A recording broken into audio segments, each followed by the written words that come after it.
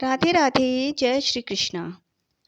आमल की एकादशी की आप सभी को बहुत सारी शुभकामनाएं। आज का यह एकादशी व्रत आप सबके जीवन में शुभता, मंगल, सुख और समृद्धि और परम भगवान की शुद्धि भक्ति लेकर आए, ऐसे ही हम प्रार्थना करते हैं। क्या आपने कभी सोचा है कि एक ऐसा वृक्ष भी हो सकता है जिसकी उत्पत्ति स्वयं भगवान विष्णु की कृपा से हुई हो, जिसका हर फल, हर पत्ता हमारे जीवन को पवित्र बना सकता है। जी हाँ, ऐसा ही एक वृक्ष है आंवले का वृक्ष। और जिस दिन इस वृक्ष की उत्पत्ति हुई थी, उस दिन को आमल की एकादशी के नाम से हम सब जानते हैं। आमल की एकादशी तिथि मात्र एक व्रत नहीं है, अपितु यह एक आध्यात्मिक अनुष्ठान है। प्रत्येक वर्ष फाल्गुन मास के शुक्ल पक्ष में आता है। आंवल की एकादशी का विशेष पर्व इस दिन भगवान विष्णु के परम प्रिय आंवला वृक्ष की पूजा की जाती है। और हमारे शास्त्रों में बताया गया है, एकादशी व्रतम यस्त भक्तिमान कुरुते नरः सर्व पाप विनिर्मुक्तो स विष्णु याति मंदिरम। अर्थात जो व्यक्ति भक्तिभाव से इस व्रत को पालन करता है, वह समस्त पापों से मुक्त होकर श्री विष्णु के धाम को प्राप्त करता है। तो चलिए इस आमल की एकादशी के परम पवित्र दिन पर हम इससे जुड़ी हुई पौराणिक कथा का श्रवण करते हैं और स्वयं को इस व्रत के पालन द्वारा शुद्ध बनाने का प्रयास करते हैं। तो चलिए अब हम श्रवण करते हैं इस अत्यंत विशेष आमल की एकादशी व्रत की पौराणिक कथा।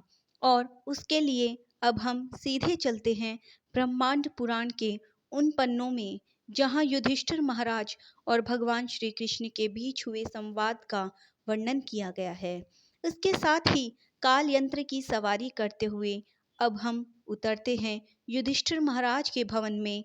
युधिष्ठिर महाराज ने भगवान श्री कृष्ण से पूछा, हे श्री कृष्ण, फाल्गुन मास के शुक्ल पक्ष में कौन सी एकादशी आती है, उनका नाम क्या है और इस व्रत किस प्रकार से किया जाता है।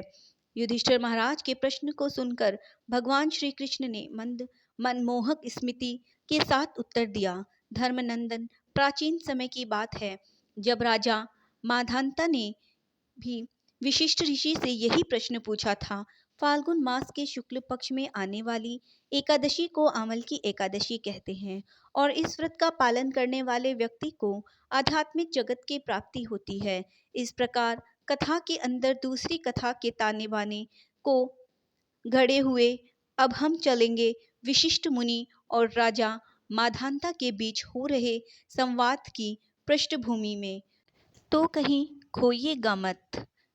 तो चलिए, विशिष्ट जी ने कहा, महाभाग्य के प्रारंभ काल में भगवान श्री विष्णु के थूक से चंद्र के समान बिंदु प्रकट हुआ। वह बिंदु जब पृथ्वी पर गिरा तो उसमें एक वृक्ष उत्पन्न हुआ जिसे आमल के नाम से जाना जाता है। इस वृक्ष को देखकर देवी देवता गंधर्व यक्ष इत्यादि आश्चर्यचकित हो गए। उसी समय एक आकाशवाणी हुई जो इस प्रकार थी, हे देवताओं, यह श्री विष्णु का अत्यंत प्रिय वृक्ष आमल की है और आमल की वृक्ष यानी आंवले का वृक्ष। इस प्रकार इस परम पवित्र वृक्ष की उत्पत्ति हुई। कथा को आगे वर्णन करते हुए विशिष्ट मुनि ने कहा, एक समय की बात है जब वैदिशा नामक राज्य में चंद्रवंशी राजा पाशबिंदु राज्य करते हैं। उनका दूसरा नाम चित्ररथ भी था। राजा चित्ररथ धार्मिक और सत्यप्रिय राजा थे। उनके अंदर 10,000 हाथियों का बल था। व्यापार धन संपदा से युक्त थे और वैदिक ज्ञान की भी सभी शाखाओं में निपुण थे। इन सभी ऐश्वर्य से युक्त होने पर भी राजा चित्ररथ अत्यंत विनम्र और धर्मपरायण थे। उनके राज्य में किसी भी प्रकार की व्याधि या असंतुष्टि नहीं थी। राजा और प्रजा दोनों ही वैदिक जीवन का पालन करने वाले और हर प्रकार से सुखी थे। राजा स्वयं भगवान शिव की विशेष पूजा करते थे और मास की दोनों एकादशी को निष्ठापूर्वक पालन किया करते थे। एक दिन फाल्गुन मास के शुक्ल पक्ष में आमल की एकादशी का परम पवित्र दिन आया। एकादशी के दिन पूर्व राजा ने समग्र राज्य में आमल की एकादशी व्रत के महत्व को बताते हुए घोषणा की कि सभी नागरिक निष्ठापूर्वक नियम अनुसार इस पवित्र एकादशी का पालन करेंगे। अब दूसरे दिन प्रातः स्नान करके राजा अपनी प्रजा के साथ भगवान श्री विष्णु के मंदिर में गए वहाँ उन्होंने आंवल की या आंवला के वृक्ष की पूजा किया। राजा द्वारा इस वृक्ष को जल, उत्तम छत्र, स्वर्ण, हीरे, मोती, सुगंधित धूप, अगरबत्ती अर्पित किए गए और प्रार्थना की गई। उस दिन संपूर्ण रात्रि के दौरान राजा ने अपनी प्रजा के साथ उसी स्थान पर रहकर आंवल की वृक्ष की पूजा आराधना की और भगवान श्री हरि की लीलाओं का श्रवण तथा कीर्तन किया।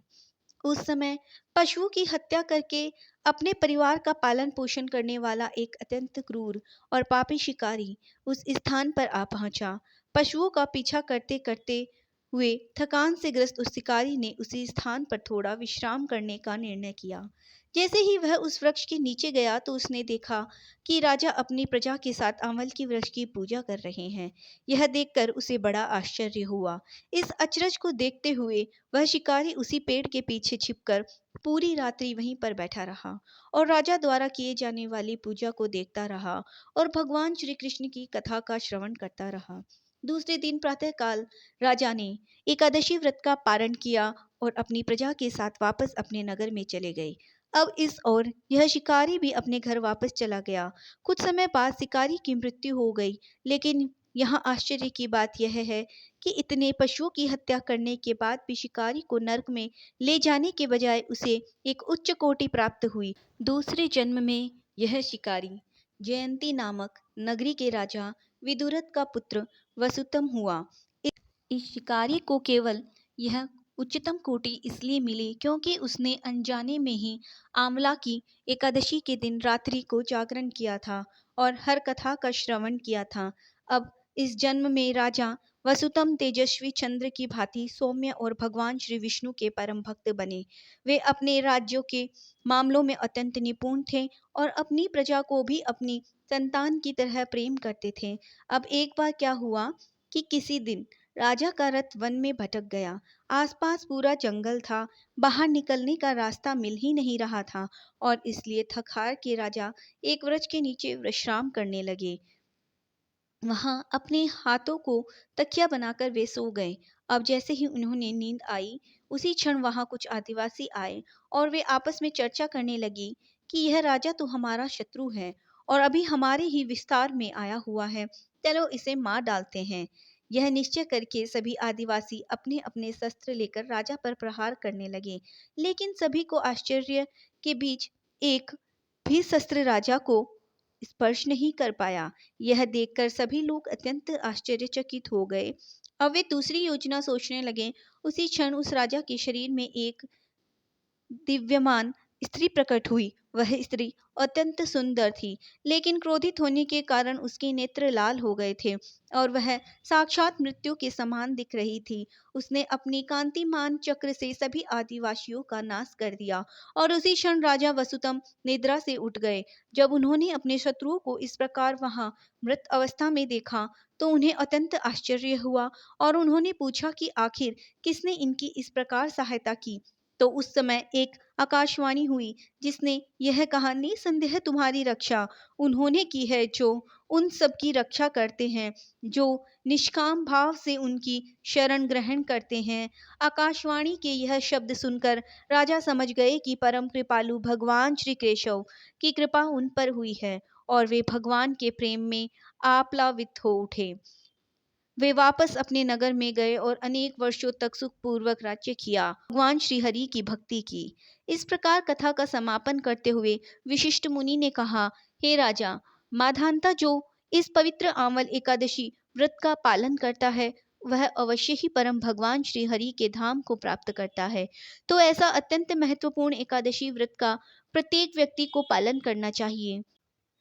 इस दिन अधिक से अधिक समय हरे कृष्णा महामंत्र का जप करके समय व्यतीत करना चाहिए, यानी हरे कृष्ण कृष्ण कृष्ण हरे हरे, हरे कृष्ण हरे राम राम राम हरे हरे। इस महामंत्र की कम से कम 4, 8, 16 या 25 माला का जप करना चाहिए। इस दिन प्रमाणभूत वक्ता से अधिक भगवान श्री हरि की कथा का श्रवण करना चाहिए। भगवत गीता या फिर श्रीमद् भागवत पढ़ना चाहिए। इस दिन विशेषकर किसी भी प्रकार के व्यर्थ कार्यों और बातों से बचना चाहिए।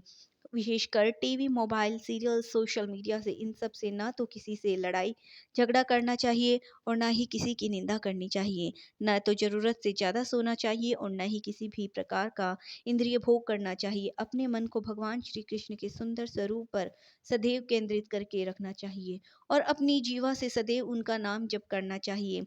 इस दिन उपवास का पालन करना चाहिए, किसी भी प्रकार का अनाज नहीं लेना चाहिए और इस प्रकार आप एकादशी के दिन अपनी चेतनाओं को शुद्ध और सात्विक बनाकर रख सकते हैं और एकादशी का पालन कर सकते हैं। और हाँ, अगर आप इस चैनल पर पहली बार आए हैं तो इसे सब्सक्राइब भी कर लीजिए। तो चलिए इस आमल की एकादशी का पूर्ण भक्ति भाव और श्रद्धा पूर्वक पालन करते हैं और परम भगवान श्री कृष्ण के चरण कमलों में यही प्रार्थना करते हैं कि वे हमें उनकी शुद्धि, प्रेम, भक्ति प्रदान करें और हम उनके शुद्ध भक्तों का संग और सेवा सदैव प्राप्त करते रहें।